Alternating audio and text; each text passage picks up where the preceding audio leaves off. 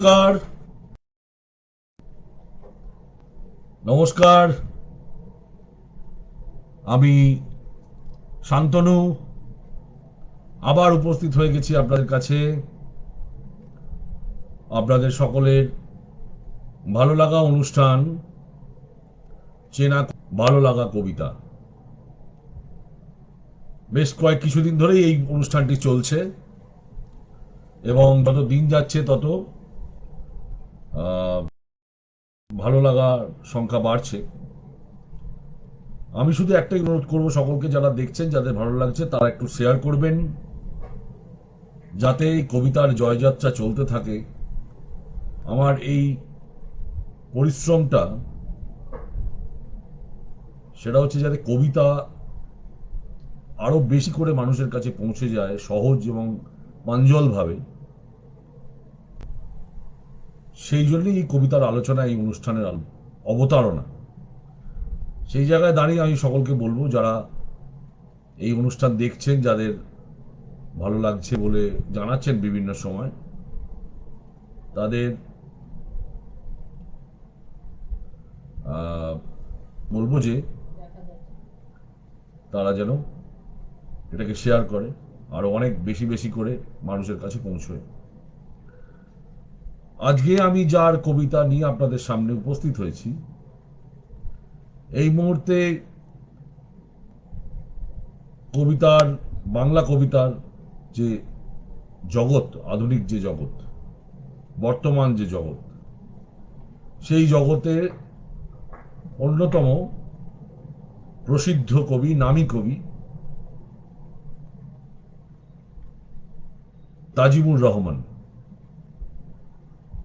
তাজিমুর রহমানের কবিতা নিয়ে আমি আপনাদের কাছে আজ উপস্থিত হয়েছি।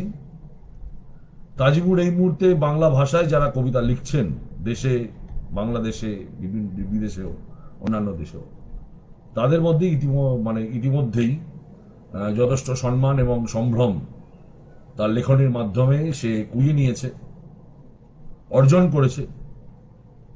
তার কিছু কবিতা নিয়েই আমি এখানে আপনাদের কাছে উপস্থিত হব।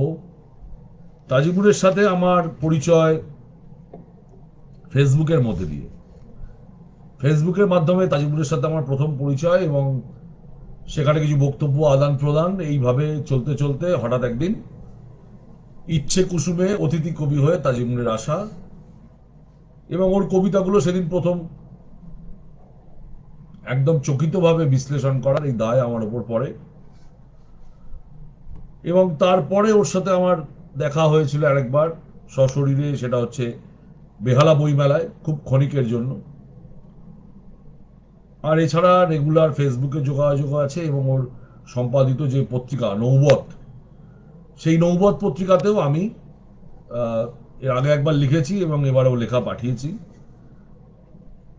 তাজিমুরের জন্ম 1970 সালের 25শে ডিসেম্বর ডায়মন্ড হারবারে, দক্ষিণ 24 পরগনার ডায়মন্ড হারবারে।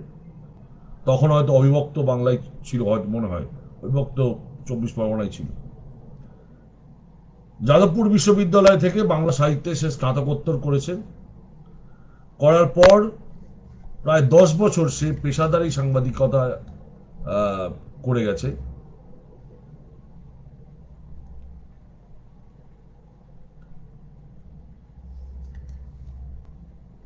এবং তারপর বর্তমানে তার পেশা হচ্ছে শিক্ষকের পেশা, শিক্ষকতা করেন। তার প্রথম লেখা বহু ছোট বড় পত্রিকা, এ বাংলায় ও বাংলায় তার কবিতা প্রকাশ হয়ে চলেছে দীর্ঘদিন ধরে। এবং আগে একটি পত্রিকা ও সম্পাদনা করতো, সেই পত্রিকার নাম ছিল নৌবত, সেটা ছাপায় হতো, এখন ই ম্যাগাজিন হয়েছে, ওয়েব ম্যাগাজিন হয়েছে নৌবত। ইতিমধ্যেই ওর যে কবিতার বই প্রকাশিত হয়েছে, 2002 সালে প্রথম কবিতার বই আর এক শূন্যের ভিতর কবিতা পাক্ষিক থেকে প্রকাশিত হয়। 2009 সালে প্রকাশিত হয় দহনের বর্ণমালা সূচিপত্র প্রকাশন থেকে। মাধুকরী কোন পথে 2012 সালে পত্রলেখা থেকে প্রকাশিত হয়। দ্বিতীয়ার চাঁদ ও স্বস্তিকা চিহ্ন, সিগনেট প্রেস, আনন্দ পত্রিকা, 2017 সালে প্রকাশিত হয়। শিরোনামহীন একা 2018 সালে দ্য সি বুক এজেন্সির পক্ষ থেকে সেটা প্রকাশিত করা হয়। আর এই মুহূর্তে যন্ত্রস্থ আছে বই টার্মিনাসের পক্ষ থেকে মৃদু স্বরে যেটুকু বলা যায়। এখন ইতিমধ্যে যে পুরস্কারগুলো পেয়েছে, সুহাসিনী রায় স্মৃতি পুরস্কার, কবি সাজ্জাদ কাদির সম্মাননা বাংলাদেশ, এবং আরো ছোট বড় নানা পুরস্কার তাজিমুর পেয়েছে ইতিমধ্যেই, এবং আগামী দিন নিশ্চয়ই আরো অনেক পুরস্কারে তার ঝুলিতে যাবে এই কামনা করি। তাজিমুরের কবিতা নিয়ে যদি আলোচনা এসছি তো বটেই। প্রথমে একটা, যারা তাজিমুরের কবিতা একদম পড়েননি বা যারা অল্প পড়েছেন তাদের জন্য বলি, বা যারা কবিতা লিখছেন যাদের জন্য আমার এই মূলত অনুষ্ঠান, একটা স্বকীয় উচ্চারণ ভঙ্গি তাজিমুরের প্রথম বৈশিষ্ট্য।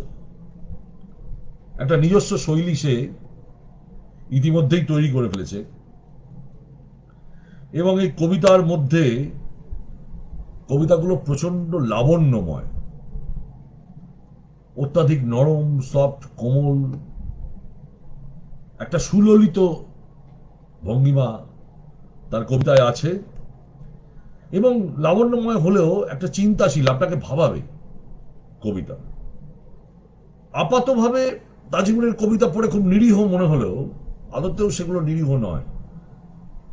একটা মারাত্মক কিছু কথা, কিছু গল্প তার কবিতার মধ্যে লুকিয়ে থাকে, এবং অসম্ভব যেটা হচ্ছে সেটা হচ্ছে তার শব্দ চয়ন। এবং শব্দ চয়ন বলার থেকেও মনে হয় আমার বলা ভালো শব্দ সন্ধান। তার কবিতায় একটা শব্দ সন্ধান আছে, এবং সেটা এক্সেলেন্ট, মানে ভাষায় প্রকাশ করা খুব মুশকিল। অনুভব চিত্র তো আছেই, অনুভব চিত্র তার কবিতা জুড়ে কবিতাটাকে সামনে চলে আসে। নিবিড়তা, নিবিষ্টতা, একটা কোমল লাবণ্যময় নিবিড় কবিতা, আপাত নিরীহ যেন রোদ পোহাচ্ছে বলে মনে হবে, কিন্তু সেগুলো খুব মারাত্মক। রোদ পোহানোর মনে হতো হালকা চাল নয় তার, আসলে একটা অতল আহ্বানে যাওয়ার ডাক তার আছে, এবং তার একটা পর্যটন মানসিকতাও আছে। এবং সেই পর্যটন মানসিকতা আছে বলেই সেই বোধহয় অনায়াসে বলতে পারে, অহংকারে নয় ভালোবেসে পেরিয়ে যাব কবিতার সব কানাগুলি। সমস্ত কবিতার কানাগুলি বোধহয় পেরিয়ে যাওয়া নয়, ও বোধহয় কবিতার কানাগুলিগুলো ভেঙে দিতে এসেছে। এই হচ্ছে তাজিমুরের কবিতা পড়ে আমার অ্যাট এ গ্লান্স বা যা মনে হয় যে তাজিমুরের কবিতায় আমি তাজিমুরকে যেভাবে পেয়েছি, এটা আমার নিজস্ব অনুভব, অন্য কারোর সঙ্গে এটা ডিফার করতেই পারে। চলে আসি তাজিমুরের কবিতায়। তাজিমুরের কবিতা বাছা খুব মুশকিল, কোনটা নেবো আর কোনটা নেবো না, এটা একটু খুব শক্ত কাজ। তারপর আরো শক্ত কাজ তার কবিতার ভেতরে প্রবেশ, প্রবেশ, প্রবেশ। প্রথম যে কবিতাটি পড়বো সেই কবিতাটির নাম হচ্ছে নক্ষত্র লিপি। একটা মগ্ন সন্ধ্যার জন্য অপেক্ষায় থাকি, একটা মগ্ন সন্ধ্যার জন্য অপেক্ষায় থাকতে হয়, যেখানে বেঁচে থাকবে আমার সমস্ত ঘাম ও রক্তকণা, আর হারানো দক্ষিণ কোণ থেকে হঠাৎ জেগে ওঠা তরল অভিমান লিখে রাখবে সাঁঝ হেমন্তের কয়েকটি ভেজা চক্ষু দানের গল্প। নদী এসে থমকে যাবে তোমার অষ্টে, তরঙ্গে তরঙ্গে গীতবিতান কিংবা মোৎসার্ট, আমাদের চক্ষু স্মান হবে সদল বলে, কবিও তন্দ্রাহীন থাকবে অনন্তর, আর সাদা পাতা জুড়ে ভরে উঠবে নক্ষত্র লিপি অনাবিল। কত সুন্দর একটা মিষ্টি ছন্দের মধ্যে দিয়ে কবিতাটার চলনটা খুব সুন্দর। তাজিমুর বলছেন একটা খুব সুন্দর রোমান্টিক কবিতা, যেটা দিয়ে আমরা তাজিমুরের অনুষ্ঠান শুরু করলাম। একটা মগ্ন সন্ধ্যার জন্য অপেক্ষায় থাকি, একটা মগ্ন সন্ধ্যার জন্য অপেক্ষায় থাকতে হয়।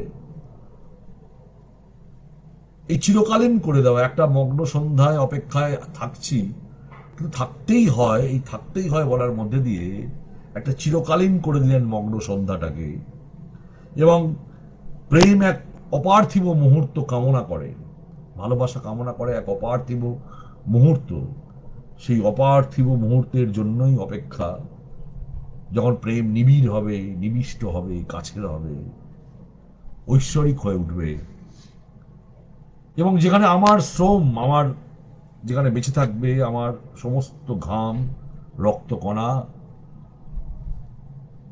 আমার সমস্ত শ্রমটুকু এই ঘাম আর রক্তকণার মধ্যে দিয়ে, আমরা বলি না ঘাম রক্ত, কত সুন্দর করে বলল রক্তকণা।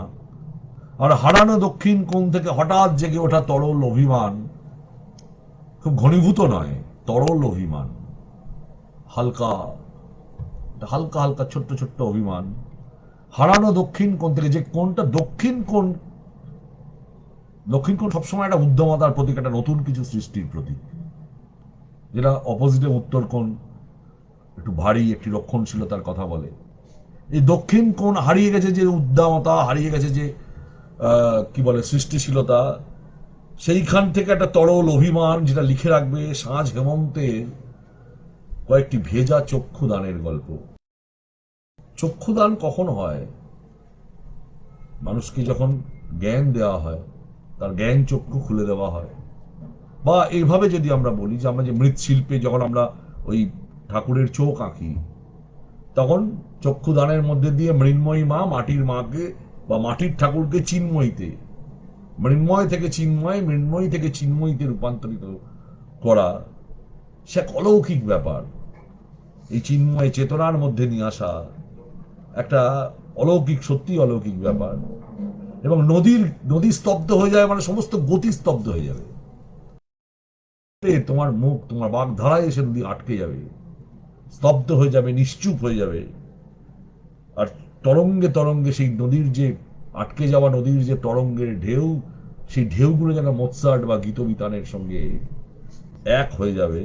আমরা সদল বলে সেটা দেখব, এবং তন্দ্রাহীন কবি যার, সেও অনন্তর দেখবে, মানে তারপরও এবং অব্যবহিত কাল ধরে সেই কবি এটাও দেখে যাবেন।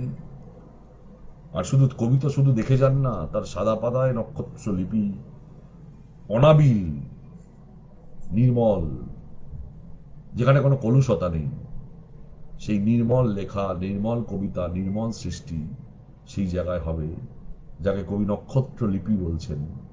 সেই নক্ষত্র লিপি দূর শতক যোজন আকাশের কত আলোকবর্ষ দূর থেকে তার ছাপ থেকে যাবে, খুব গভীর। আপাত দৃষ্টিতে আমি বলেছিলাম যেখানে, যেটা খুব নিরীহ কবিতা, অপর দিক থেকে সাধারণ রোম্যান্টিক কবিতার কথা বললেও কবিতার ভেতর অনেক কথা, এবং এই শব্দ দিয়ে দিয়ে দিয়ে দিয়ে শব্দের মধ্যে যে জাদুকাঠিটা লুকিয়ে রাখছেন কবি তার নিজস্ব শৈলীর মধ্যে দিয়ে, সেই জাদুকাঠিতে আপনি যতক্ষণ না হাত ছোঁয়াবেন ততক্ষণ পর্যন্ত তাজিমের কবিতায় সম্পূর্ণ প্রকাশ সেটা কিন্তু আপনার কাছে হবে না। প্রতি বেশ কিছু কবিতা, এবং আপনার এই শব্দ সন্ধানটা যেটা বলেছিলাম, যে আপনাকেও শব্দ সন্ধান করতে হবে, শব্দের মানে বুঝতে হবে। এমনিতে কবিতা পড়লে সকলেরই ভালো লাগবে, কিন্তু একটু এগিয়ে থাকা পাঠক, একটু কৌতূহলী পাঠক, যারা শব্দ নিয়ে, যাদের শব্দ ভাণ্ডার খুব ভালো, তাদের পক্ষে এই কবিতাগুলো আরো খুব সুন্দরভাবে তাদের কাছে হবে। আমরা দ্বিতীয় কবিতায় যাই। দ্বিতীয় কবিতায় কবির ঝরে পড়ছে অভিমান। দেখুন কত সুন্দরভাবে একটা অভিমানের কবিতা তাজিমুল লিখছে। প্রিয় অভিমান ধ্বনি কবিতার নাম। কখনো কখনো একটানা গরমের পর কাল বৈশাখীর মতো নেমে আসে দুঃখ, ভারী হয়ে ওঠে মন, শরীর বিকল হয়। আমি সেই দুঃখ সাথে নিয়ে পাড়ি দিই আকাশের দিকে, চিরচেনা জানলার কাছে। তখন আমার মাথার ভিতর এক ভ্রম ডানা ঝাপটায় স্বরবিদ্ধ পাখির মতো। আমার বৃদ্ধ পিতা উষ্ণ পরশ দিয়ে তা ঢাকতে গেলেই বৃক্ষের দল করজোরে বলে, ঘাসের জীবনে ফেরো। ঘাস কি অন্তহীন জোছনার মতো বেদনা ভাষায়, নাকি অন্য এক যাপনের ছাদে লিপিময় করে তোলে প্রিয় অভিমান ভালোবাসার ধ্বনি? কত সুন্দর একটি অভিমানের কবিতা, একটা অভিমানী মনের কবিতা সেখানে রাখলো, এবং অসম্ভব ভালো একটি অনুভব চিত্র এই কবিতার মধ্যে আমরা দেখতে পাচ্ছি। কখনো কখনো একটানা গরমের পর কাল বৈশাখী আমাদের স্বস্তি নিয়ে আসে। কবি উল্টো কথা বললেন, তার অভিমানী মন সেই মতনই যেন দুঃখ বয়ে নিয়ে আসছে তার জীবনে, আরো ভারী হয়ে যায়, তার শরীর বিকল হয়ে যায়, কোনো চলৎশক্তিহীন হয়ে যায় তার। সেই দুঃখকে নিয়েই, এই অভিমানী মন আর সেই কালবৈশাখীর মতো দুঃখ নিয়েই সে আকাশের দিকে, আরো অনন্তের দিকে চলে যেতে চায়, যেন যেতেই হবে যেখানে আমায়, সে আরো অনন্ত আকাশে, আমার মুক্তি আলোয় আলোয়, সেই আমার মুক্তি আকাশে, সেই আকাশের দিকে যেটা তার ছিল, যে আকাশটাকে তিনি জানলার মতো মনে করেন, তখন সে সেদিকে পাখির মতো উড়ে যেতে চায়। আর তার ভ্রম, তার কিছু ভুল ভুল বোঝা বুঝি আছে, তার ভ্রম, সেই ভুল বোঝাবুঝি থাকতে পারে, তার দৃশ্যমান হতে পারে ভুল কিছু, তার মনের মধ্যে কিছু ভুল থাকতে পারে। সেই ভ্রমটা কিন্তু একটা সর্বিদ্ধ পাখির মতো, যে একটা যন্ত্রণা কাতর পাখির মতো যে ছটফট করে চলে যেতে চায় অভিমানটা নিয়ে ভেতরে ভেতরে, সেই অভিমানটাকে নিয়ে কত সুন্দরভাবে সে চলে যেতে চায় একটা সর্বিদ্ধ পাখির মতো। তখন তার বৃদ্ধ পিতা, আমাদের পিতারাই তো আমাদের আশ্রয় দেন, আমাদের জন্ম দেন পিতা, সেই পিতা একটা ঈশ্বরের মতো এসে সেই ভ্রমকে ডাকতে, তখন উষ্ণ পরশ দিয়ে, যেখানে এই শীতলতা তার ভালো লাগছে না, এই গরমকাল থেকে যে বৃষ্টি পড়েছে কাল বৈশাখীর মতো, সেটা তার ভালো লাগছে না, সেখানে তার অভিমানী দুঃখ বাড়ছে, তখন তার পিতা উষ্ণ পরশ দিচ্ছে তাকে, উষ্ণ পরশ দিয়ে সেই শীতলতাকে যখন ঢাকতে যাচ্ছে, তখন বৃক্ষের দল, গাছেরা, প্রকৃতি তার কাছে এসে বলছে, আরো মানুষের কাছে যাও, এখনই আকাশের কাছে যাওয়ার দরকার নেই, তোমার আসল গন্তব্য মাটিতে, মাটির কাছে, মানুষের কাছে, ঘাসের মতো হও, তৃণের মতো হও, নরম হও কিন্তু সুদৃঢ় হও। সেই তৃণের মধ্যে যে চাঁদের জোছনা পড়ে গরল তরলের মতো ছড়িয়ে যায়, ঠিক তেমন ভাবেই স্বচ্ছ হও, মানুষের কাছে, প্রকৃতির কাছে যাও। অন্য জীবনে, একটা অন্য যে জীবনে, অন্য ভিন্ন ছাদের জীবন, এই ভিন্ন ছাদের নাকি অন্য ছাদের যাপনের, মানে অন্য যাপনে অভ্যস্ত হও,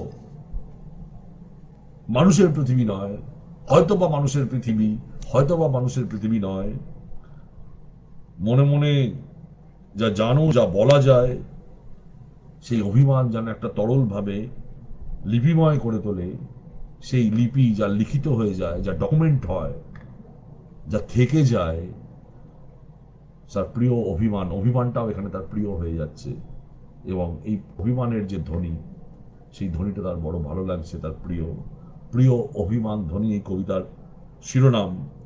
এবং খুব সুন্দর এই কবিতা।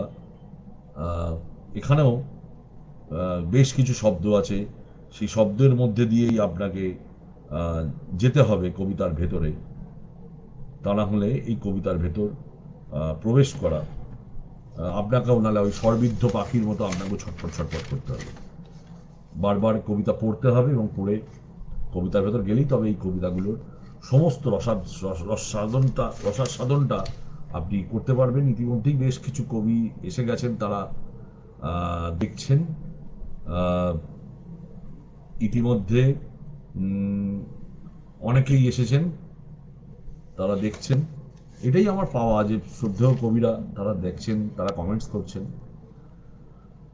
আমি তৃতীয় কবিতায় যাবো, কারণ তাজিমুলের অনেকগুলো কবিতাই পড়তে হবে, চেষ্টা করছি, এবং ওর ব্যাখ্যায় অনেকটা সময় লাগবে। আমি তাজিমুলের তৃতীয় কবিতা পড়ব, সেটা হচ্ছে পাখি জন্ম যোজন দূর। মেঘ করলে তোমার কথা ভাবি, বৃষ্টি এলে কিও তাই, ভাবতে গেলে হুশ জন্ম হয় নীলাঞ্জনা, পাখি জন্ম যোজন দূরে থাকে। আমি একটু আটকে গেছিলাম, এই প্রথম লাইনটা আবার একটু পড়ে দিচ্ছি, প্রথম স্ট্যান্ডারটা। মেঘ করলে তোমার কথা ভাবি, বৃষ্টি এলে কিও তাই, ভাবতে গেলে হুশ জন্ম হয় নীলাঞ্জনা, পাখি জন্ম যোজন দূরে থাকে। ডুমুর পাতা, বিতত রোদ, তার হিসেব করতে গিয়ে ফিরে আসে বিধবা সাজে, তখন কান পাতলে তার পা ধ্বনি শুনি, একটা চেনা স্বর ধ্বনিত হয়, আর পাঁজরে বাজে নিশুতি খেদ, শকুন ডাক। একটা গভীর শব্দের উচ্চারণ, গভীর কামনার উচ্চারণ, এক অসম্ভব অনুভব চিত্র, রোমান্টিক ঢঙে লেখা একটা আক্ষেপের কবিতা। কিন্তু রোমান্টিকতার পরশ দিয়ে এই আক্ষেপটাকে কত সুন্দর করে তাজিমুর তার নির্মাণ শৈলীর মধ্যে দিয়ে তার বক্তব্য রেখেছে।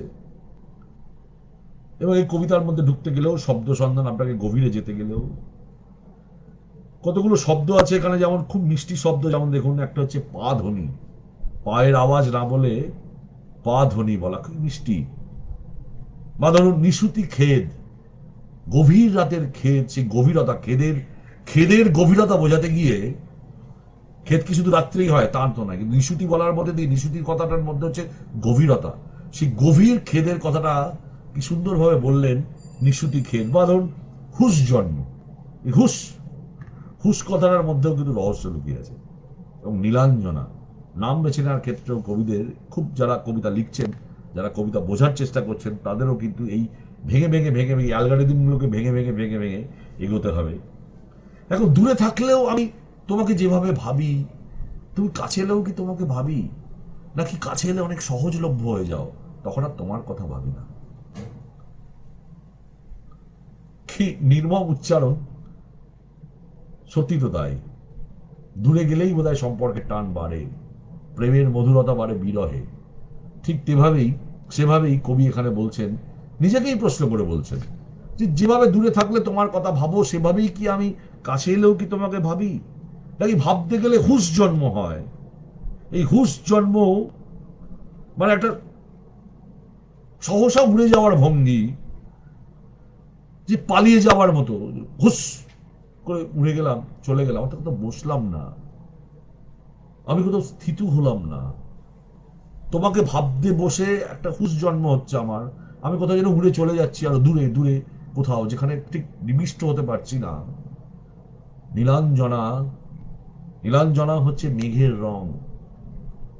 নীলঞ্জন, নীলাঞ্জন থেকে নীলাঞ্জনা নামটার মধ্যেও তাজিমুল লুকিয়ে রেখেছে রহস্য। নীলাঞ্জনা সেটাও মেঘেদেরই রং, সেই মেঘ কৃষ্ণবর্ণ। নীলাঞ্জনার আরেক নাম, নীলাঞ্জনের আরেক নাম কৃষ্ণবর্ণ, কৃষ্ণ প্রেম। সেই কৃষ্ণ প্রেমের কথাই কি বলছেন, প্রেমের কথা তো বলছেন অবশ্যই, সেই কৃষ্ণের মতো প্রেম।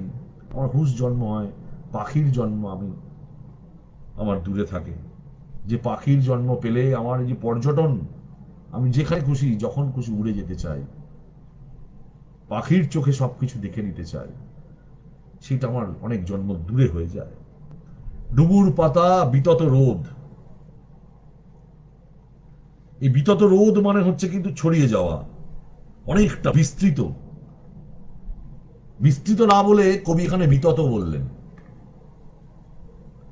এই বিতত মানে ছড়িয়ে যাওয়া, ছড়ানো ছিটানো রোদ আর ডুমুর পাতা, তারা হিসেব করে দেখছে কতটা ছায়া দিতে পারে, আর তারা তারপর ফিরে আসছে ছায়ার হিসেব কষতে কষতে। অর্থাৎ আমার ঘর গৃহস্থলীর কতটা ছায়া পেতে পারি আমি এই রোদ্দুরের মধ্যে, রোদ্দুর মানে এই সমাজ, এই সমস্ত কিছুর মধ্যে আমি কতটা জায়গা পেতে পারি, স্থান পেতে পারি, তার হিসেব কষে যখন হিসেব কষছে, তখন সেটা কোনো রং নিয়ে আসছে না। বিধবা সাজে মানে একটা একটা সাদা রং, রং হারিয়ে গেলেই তো মানুষ বিধবা হয়। সেই সাদা রং হতে পারে, সাদা রংকে যদি খুব, সাতটা রংকে যদি খুব জোরে ঘুরিয়ে দেওয়া যায়, বা একটা প্রিজমের মধ্যে দিয়ে সাদা রং যখন যায়, তখন সেটা সাতটা কালারে ভেঙে যায়। হয়তো এই সাদার মধ্যে রামধনুর ইঙ্গিত হয়তো থাকতে পারে, রামধনু ইঙ্গিত হয়তো আছে, কিন্তু আপাতত সেই হিসেব কষে এসে দেখা যাচ্ছে সাদা সাদা সাদাটা দেখছি আমি। আর আমার এই এই বা নীল রং, নীলাঞ্জনা, নীলাঞ্জনাটা সেটা সাদা হয়ে যাচ্ছে, কালো মেঘ সাদা হয়ে যেতে পারে, এটাও তিনি বলে থাকতে পারেন। আর এই যে গভীর খেদ আমার পাঁজরে ধ্বনিত হচ্ছে, এবং পাখি হলেও, পাখি জন্ম হলেও শকুন জন্ম হচ্ছে, যাকে মানুষ পাখির মতো আদর দেবে না, ভালোবাসা দেবে না, কিন্তু উপকারী পাখি, যে উপকার করবে সমাজের। উপকারী পাখিদের মধ্যে এক নম্বরে কাক, শকুন এগুলোই থাকে। সে উপকারী হবে, অনেক উঁচুতে সে উঠতে পারবে, শিকারও সে করতে পারবে, কিন্তু সে কি পাখির মর্যাদা পাবে? পাখি বলতে যে যে ভালোবাসা, যে আদর, যে সম্মান, যে একটা সেই সেই সম্মান সেই জায়গাটা সে পাবে না।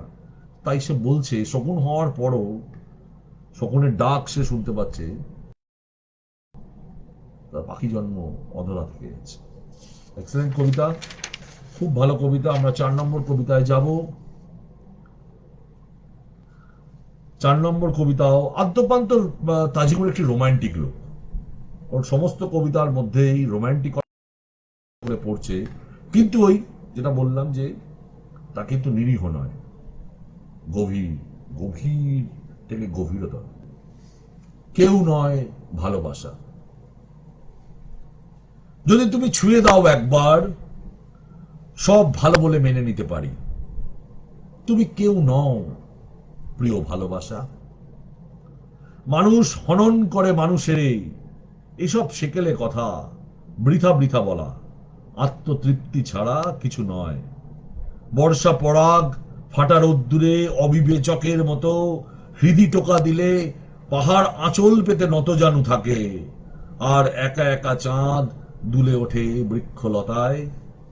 সব ঘৃণা পাপ ভুলে যেতে পারি, যদি তুমি এসে হাতে রাখো হাত। তুমি কেউ নও প্রিয় ভালোবাসা। খুব সুন্দর কবিতা। এই যেন সেই সুনীল গাঙ্গুলির কথার প্রতিধ্বনি, হাত ছুঁয়েছে নীলার মুখ, সে হাত কি কখনো পাপ করতে পারে?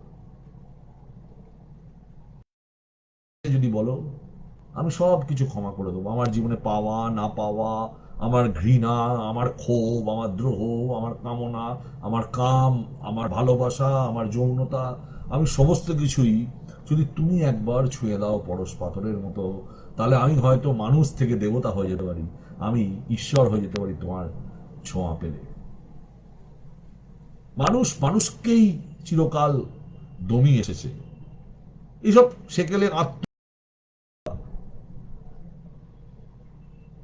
এবং এই যে মানুষের মধ্যে হিংসা, পরশ্রী কাতরতা, সমাজের দিক, এগুলোও আছে।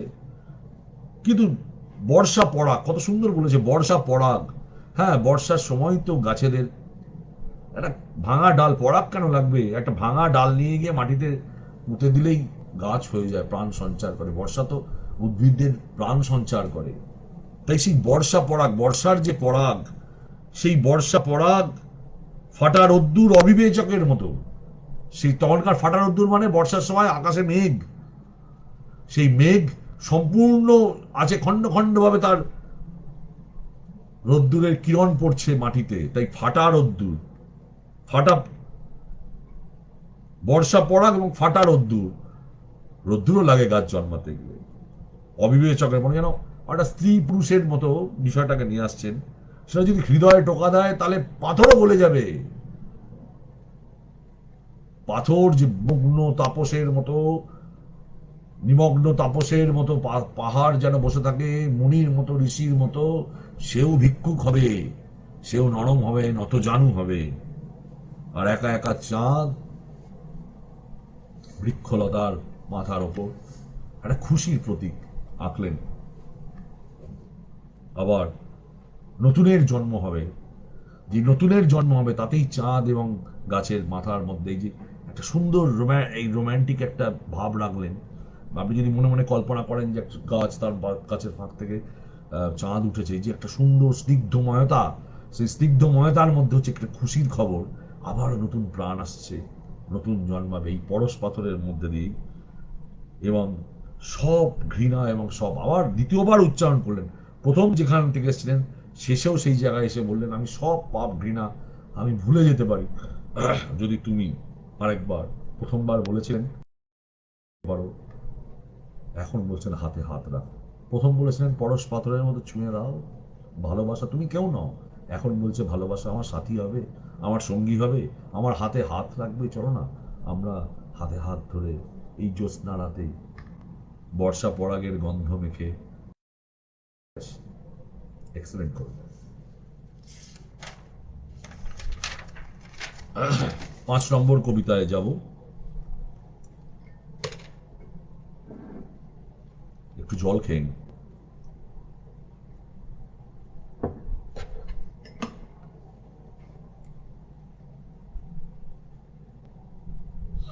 কতটা ছুঁতে পারলে, কতটুকু জানি তোমায়, কতটুকু জেনেছি বা নিজেকে, অথচ তুমি সবটাই জেনে নিতে চাও কুহক এ সংসারে। ক্যালেন্ডারের তারিখের মতো হারিয়ে যাচ্ছে প্রহর, অনন্ত প্রহর। পিঁপড়ের শাড়ির মতো চকিত থেমে কোথাও যেন সচেষ্ট থাকি। এই স্থিতি, মগ্নতা, বাতুলতা জেনেও গভীর অন্বেষণ। জানি না শুধু এটুকু যে কতটা ছুঁতে পারলে হয়ে ওঠা যায় সমগ্র কিংবা আকাশ।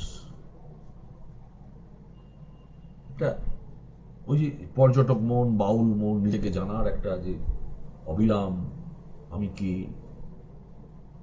এই যে প্রচেষ্টা সমস্ত কবির মধ্যেই থাকে, যে একটা আত্মপরিচয় খুঁজে বেড়ানোর যে তাগিদ, সেই তাগিদ থেকেই নিজেকেই প্রশ্ন করছেন তোমায় কতটুকু জানি, নিজেকেই বা কতটুকু চিনি।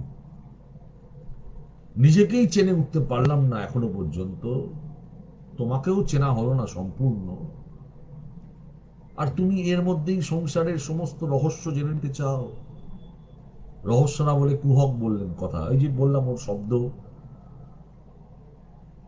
সেটা হচ্ছে যে কুহক বললেন, রহস্য বললেন না, কুহক জেনে নিতে চাও।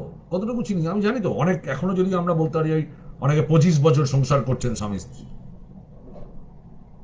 স্বামীকে আলাদা ঘরে নিয়ে গিয়ে জিজ্ঞেস করা হলো বউয়ের ভালোবাসার রং কি, বউ কি খেতে ভালোবাসে, কোথায় বেড়াতে ভালোবাসে।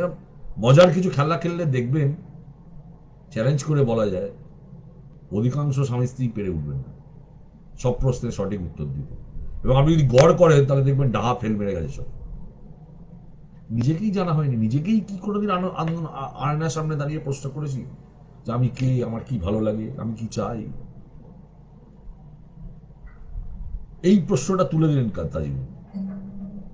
এবার বলছে সময় চলে যাচ্ছে, সময় পেরিয়ে যাচ্ছে, অনন্ত প্রহর, ক্যালেন্ডারে এক একটা তারিখ উড়ে যাওয়ার, পাতা উড়ে যাওয়ার মতো মাস পেরিয়ে যাচ্ছে, বছর পেরিয়ে যাচ্ছে। আর আমার তখনও জ্ঞান আমি কোনো জায়গায় সঞ্চয় কিছু করতে পারছি না, যে সঞ্চয়, যে জ্ঞান দিয়ে আমি তোমাকে, যে ত্রিনয়ন দিয়ে আমি তোমাকে চিনব। কি সুন্দর বলেছেন, পিঁপড়ের শাড়ির মতো চকিত থেমেও, পিঁপড়েরা যেতে যেতে টুক করে থেমে যায়, আবার যায়, আবার যায়, আবার থেমে যায়। এই যে চলন, আমিও যাচ্ছি পিঁপড়ের মতো। তখন কোথাও কোথাও থেমে গিয়েও আমি মনে করছি না বাতুলতা, কিন্তু তবু আমি জ্ঞান ভান্ডারের চেষ্টা করছি, কারণ পিঁপড়ের চলন হচ্ছে সঞ্চয়ের জন্য। এখানে কিন্তু এই যে পিঁপড়েটাকে কেন কবি বেছে নিলেন, অন্য কিছু উপমায় তো আসতে পারতেন। পিঁপড়ে দেখবেন, শ্রমিক পিঁপড়ে সারাক্ষণ সঞ্চয়ের জন্য দৌড়চ্ছে, গিয়ে সঞ্চয় করে রাখে, যে সময় ওরা সুবিধা হবে সেই সঞ্চয়টুকু ওরা ভেঙে চালাবে। সেই সঞ্চয়, এবং সেই সঞ্চয়টা এখন তার কাছে গভীর অন্বেষণ। যদিও সে মনে করছে যে এত জেনেই বা কি করব, নিজেকেই জানতে পারলাম না। এবং এই গভীর অন্বেষণের মধ্যে সেই প্রশ্নটা আসছে যে কত দূর, আর কত জানলে, আর কত কি করলে আমি সমগ্র সমগ্র হতে পারি, যেখানে আমার সম্পূর্ণতা। এই সমগ্র মানে কি? সমগ্র মানে হচ্ছে সম্পূর্ণতা। সম্পূর্ণ হতে পারি, বা আকাশের মতো হতে পারি, অনন্ত। এই অনন্ত হওয়ার বাসনা কবির আছেন, সেই বাসনা থেকেই কবি লিখলেন এই কবিতা।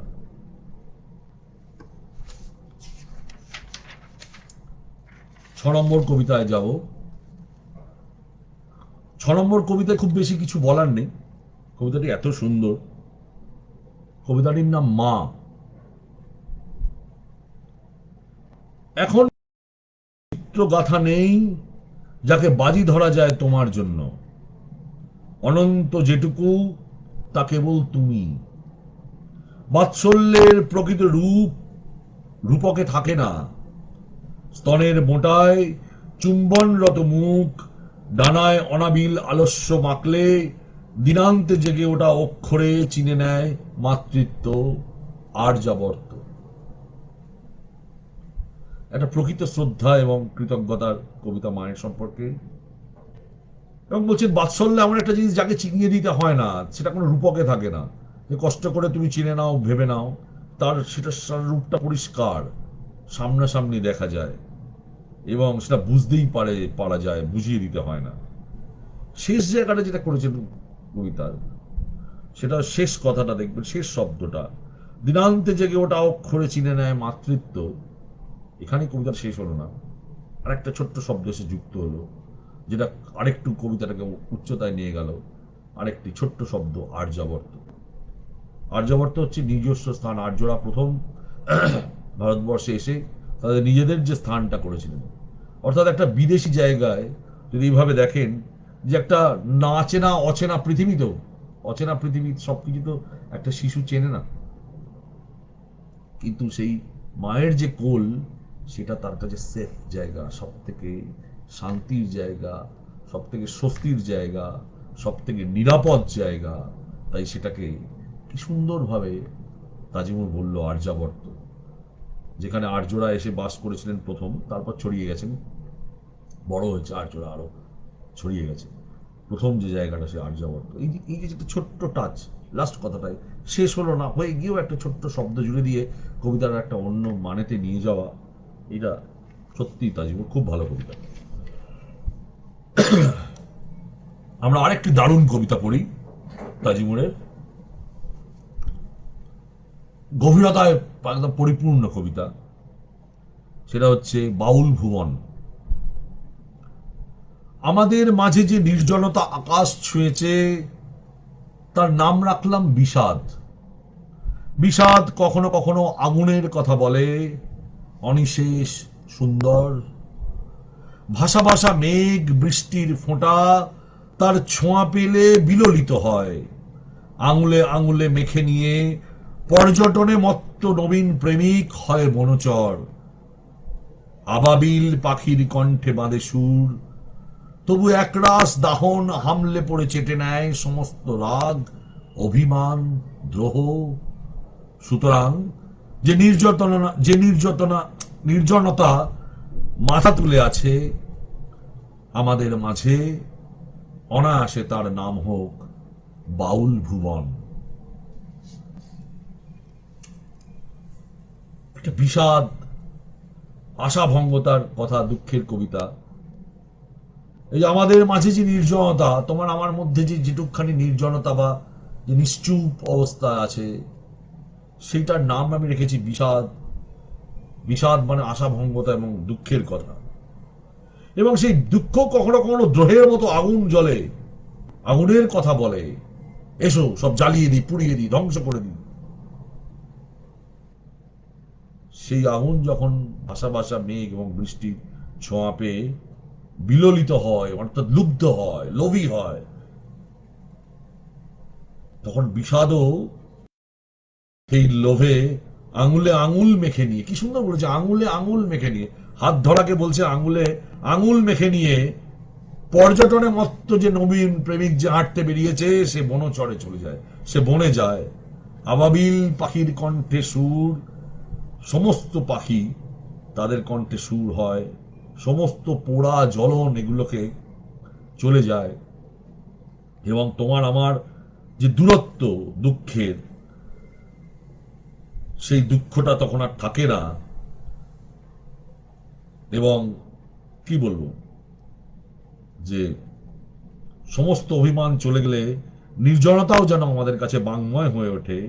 এবং সেই বাংময়তা হচ্ছে উদাসী বাউলের কথা, গুরুতত্ত্বের কথা, দেহতত্ত্বের কথা, প্রেমের কথাই বারবার সে জানাতে থাকে। এটাই হচ্ছে এই বাউল ভুবন কবিতার, আমার মনে হয়েছে যে একটা দ্রোহ কখনো কখনো বৃষ্টির ছায়া পায়, দুঃখের মধ্যেও শীতলতা আছে, ভালো লাগা আছে। সেখানে তার পোড়া দহন এগুলো নষ্ট হয়ে যায়, যেগুলো নষ্ট হয়ে যায়, বাধা পড়ে যায়। এবং এই যে আমাদের মধ্যে যেটাকে আমি উদাসী বিষাদ নাম রেখেছিলাম, আশাভঙ্গতা নাম রেখেছিলাম, সেখানেও একটা আশার সঞ্চার হয়, যেখানে হচ্ছে বাউলের আশার সঞ্চার। বাউলের যে উদাসী অসংসারী যে মন, অনিকেতন যে মন, সেই মনের মধ্যেও সৃষ্টির কথা চলতে থাকে। খুব গভীরে, মানে এত গভীর কবিতাটা, খুব সুন্দর কবিতা। এবং ওই আমি বারবার বলেছিলাম ওর শব্দ হচ্ছে শব্দ চয়ন, এখানেও কোন বলেছে তখন আবাবিল, আবাবিল বলে একটা শব্দ এখানে নিয়ে এসছে, বিললিত একটা শব্দ, খুব সুন্দর, খুব সুন্দর।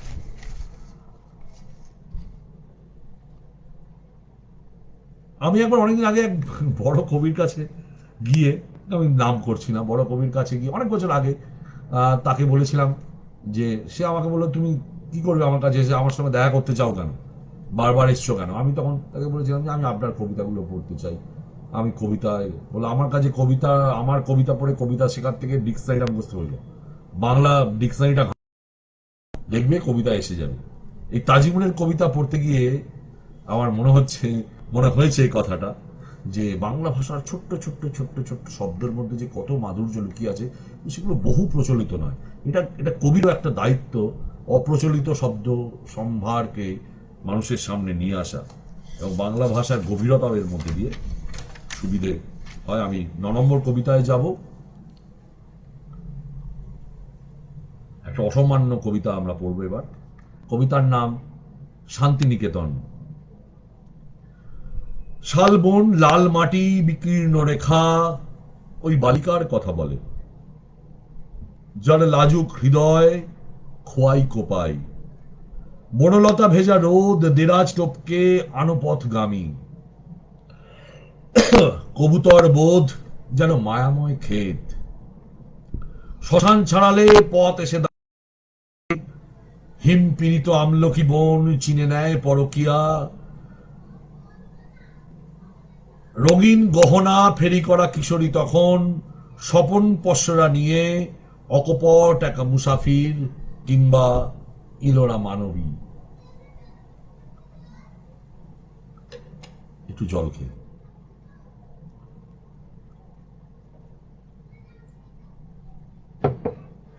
জল পড়ল। একটা অসামান্য বর্ণনা। লাল মাটি তার মেয়ের কথা বলে, সেই মেয়ের মন একদিকে, সেই মেয়ের সেই যে তার লাজুক হৃদয়, লজ্জাবনত হৃদয়, সেই হৃদয় একদিকে খোয়াই একদিকে কোপাই। একটা খোয়াই, সেটা হচ্ছে যে একটা শূন্য নদী খাত, জলহীন, যা একটা ক্যানিয়নের মতো, গ্র্যান্ড ক্যানিয়ন আমাদের পশ্চিম দিকে গনগনির মতো। অন্যদিকে কোপাই একটা জলের নদী, একদিকে তার জলও আছে, শূন্যতাও আছে, কিছু শূন্যতা আছে, কিছু তার মধ্যে ভর্তি আছে, তার মধ্যে বহমনতা আছে।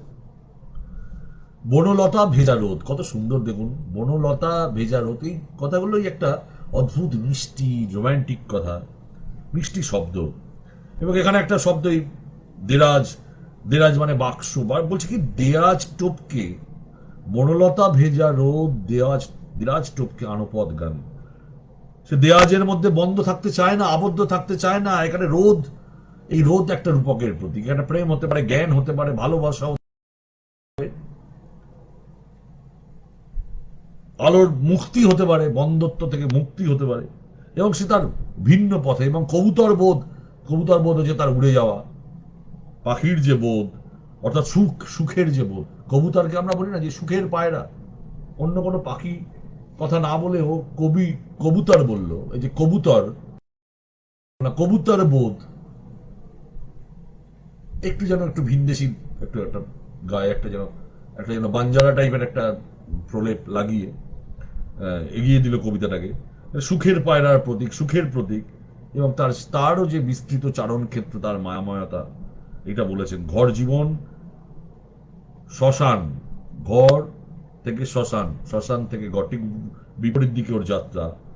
শ্মশান ছাড়ালে পথ এসে দাঁড়ায় দুয়ারে, দুয়ার ছাড়ালে শ্মশানেই যাবে পথটা, শ্মশান ছাড়ালে দুয়ারে আসবে পথ। আবার জীবন, এবং হিমপীড়িত আমলকি, আমরা সেই ছোটবেলায় পড়েছি না, আমলকি বন কাঁপে যেন তার বুক করে দুরু দুরু, সেই শীতের খবর পেয়ে আমলকির পাতা ঝরে যাওয়ার সময় সেও জানতে পেরেছে এবার পাতা ঝরাতে হবে আমাকে।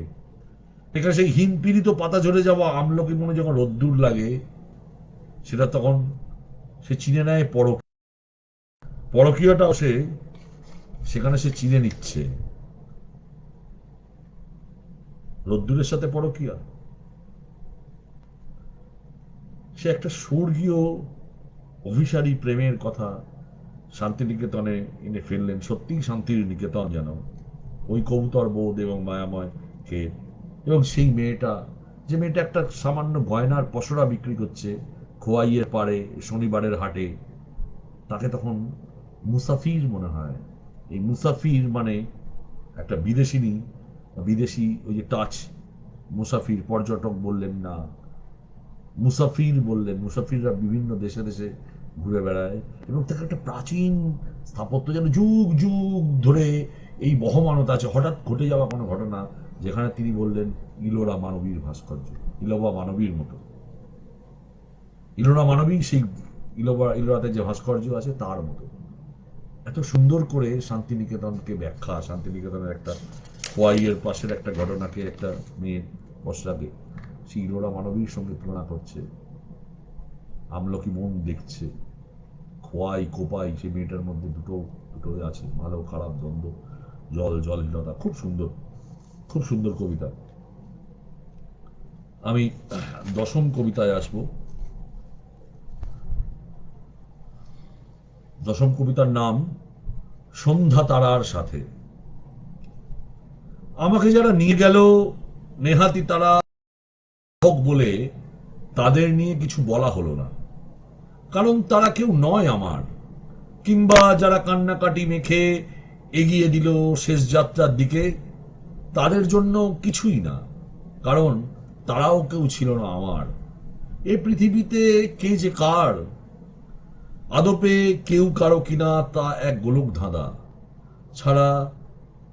কিংবা বলা যায় বাবা মা ভাই বোন আত্মীয় পরিজন, সত্যি কি কেউ আমরা কারোরই আছি না ছিলাম কখনো? উত্তর একজনের কাছে একরকম ভাবে ফিরে ফিরে আসে।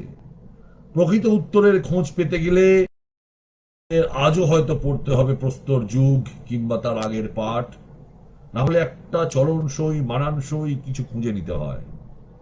এসব ভাবতে ভাবতে কেটে যায় প্রহর, আর রাতের কোরাস ছিঁড়ে শুধু একটানা বেজে যায় অচেনা ধ্রুপদী রাগ। মাটি ফুঁড়ে আসা অঙ্কুর সেই ধ্বনি শুনে মুচকি হাসে, আর সন্ধ্যা তারার সাথে দূরত্ব বাড়ায়। আমি কবিতাটাকে বেছেছি একটা সোজা সাপটা। এই এই কবিতাটা একটু মনে হলো তাজিমুর একটু ভিন্ন চলনে লিখেছে, তার নির্মাণ শৈলীটা একটু ভিন্ন, তাই আমি কবিতাটা রাখলাম সন্ধ্যা তারার সাথে। এবং খুব সোজা সাপটা একটা গল্পের মতো চলে এসছে, রূপক ধ্বনি। এখানে সেই দস্যু রত্নাকরের যে প্রশ্ন, সেই দস্যু রত্নাকরের মতো কে কার, সমস্তটাই একটা সম্পর্কের সঙ্গে যুক্ত আছে। এবং যারা আমাকে কাঁধ দিল, কেমন ভাবে বলছেন, যারা আমাকে কাঁধ দিল তারাই বা কে আমার? কিন্তু স্বাস্থ্য বা বন্ধুত্বের সংজ্ঞায় চাণক্য কৌটিল্য বলছেন, যারা রাষ্ট্রদ্রোহে বিপ্লবে, রাজদ্রোহে বিপ্লবে, রাজ দরবারে এবং শ্মশানে যিনি থাকবেন বন্ধু। এখানে তাজিমুল কিন্তু কবিতায় প্রকৃত বন্ধু যারা শ্মশানের সব ভাই তাদের অস্বীকার করেছে। সেই সম্পর্কটাকেও সে বলেছে কে কার, সে কি বন্ধুত্বের জন্য নাকি পুড়িয়ে শেষ করে দেওয়ার জন্য, অস্তিত্ব বিলোপ করে দেওয়ার জন্য? শ্মশানে তো অনেকেই যায়, তারা কি সবাই বন্ধু হয়? সবাই কি দুঃখ পেয়ে যায়, নাকি কারোর মধ্যে কোথাও কোথাও খুশির ঝলক থাকে না? মহাত্মক প্রশ্ন। তবুও পৃথিবী তার নিজের মতো চলে। সে নিজের মতো চলাটাও যখন সে দেখতে বুঝতে পারছে না, তখন তার কাছে একটা অচেনা রাগ মনে হচ্ছে। এবং এখানে সন্ধ্যা তারার কথা বলেছেন। সন্ধ্যা তারা হচ্ছে একটা অন্ধকারের সূচনা করে, আমার মনে হয়েছে এটা, যে সে রাত্রির যে আগমন, সেই আগমনের বার্তা দেয় মানুষকে সন্ধ্যা তারা। তাই অন্ধকার ঘোষণা করে, এবং তার থেকে সন্ধ্যা তারার সঙ্গে একটা দূরত্ব, অন্ধকারের সঙ্গে কবি শেষ অব্দি মাটি ফুঁড়ে আসা অঙ্কুর তারার সাথে দূরত্ব বাড়ায়। সরল মন নিয়েই সে দূরত্ব বাড়ায়, যে আমি আসলে সন্ধ্যা তারার সাথে দূরত্ব বাড়ানো মানে অন্ধকারের সাথে, রাত্রির সাথে দূরত্ব বাড়ানো।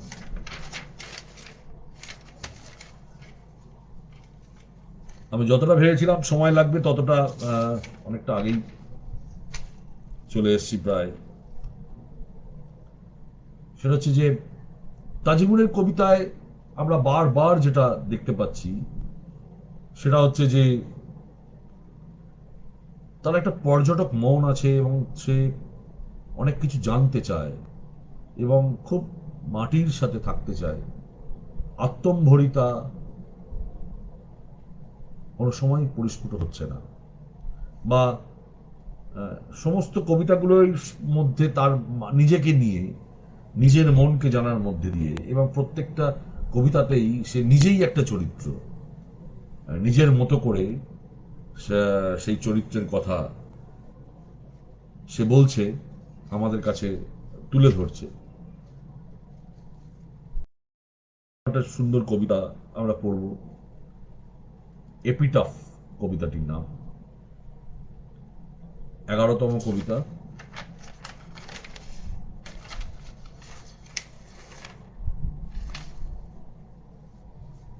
তাজিমুর রহমান।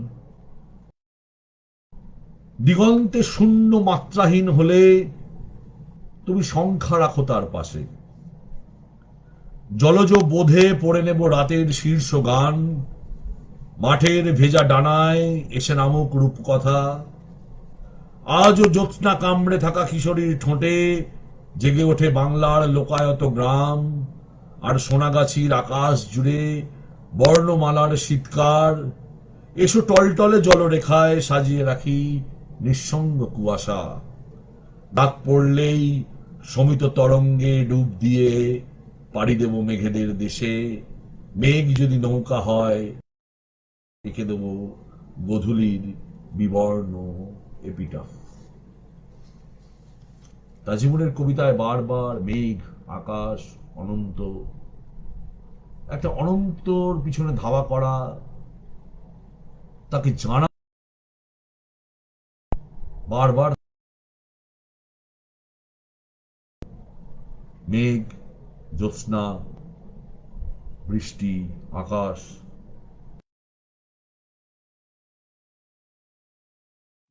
আসছে কবিতায়।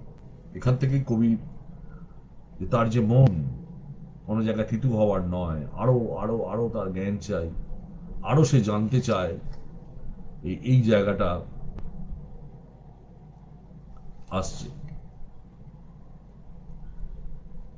এবং এই কবিতাটার মধ্যে যদি আমরা যাই, কবি কি মারাত্মকভাবে প্রথম লাইনটা শুরু করলেন দেখুন, দিগন্তে শূন্য মাত্রাহীন হলে, শূন্যেরও মাত্রা চায়, শূন্যকেও বেঁধে দিতে চাই। মাত্রা কথার মধ্যে অনেকগুলো ভাব আছে। একটা হচ্ছে তার মাথার ওপর আমরা যে মাত্রা দিই, মাত্রা, মাত্রা মানে তার মাপ, মাত্রা মানে পরপর পরপর শূন্য শূন্য শূন্য শূন্য বসিয়ে যাচ্ছে, আলটিমেটলি সেটা শূন্য। যতই সে অত শূন্য বসাক না কেন, শূন্যর পাশে শূন্য, তার পাশে শূন্য, তার আগে শূন্য, তার পেছনে শূন্য, সব শূন্যর মানেই হচ্ছে গুণ দিয়ে, ভাগ দিয়ে, যোগ দিয়ে, বিয়োগ দিয়ে শূন্য শূন্য শূন্য। তুমি প্রেম, তুমি প্রেয়সী মানুষ। তাই দিগন্তে যখন শূন্য, সেই দূরেও, দূর পর্যন্ত, দূর দিগন্ত পর্যন্ত যখন শূন্য আমার জীবনে মাত্রাহীন হচ্ছে, সেখানে তুমি শব্দ বসাচ্ছ, মান দিলে। সেটা 1 দিলেও 10 হতে পারে, বা 1 হতে পারে। আগে শূন্য দিলেও, যেটা শূন্য ছিল সেখান থেকে তুমি 1-ই নিয়ে এলে, বা পেছনে তার আগে যদি 1 বসাও শূন্যের আগে, তাহলে সেটা 10 হবে।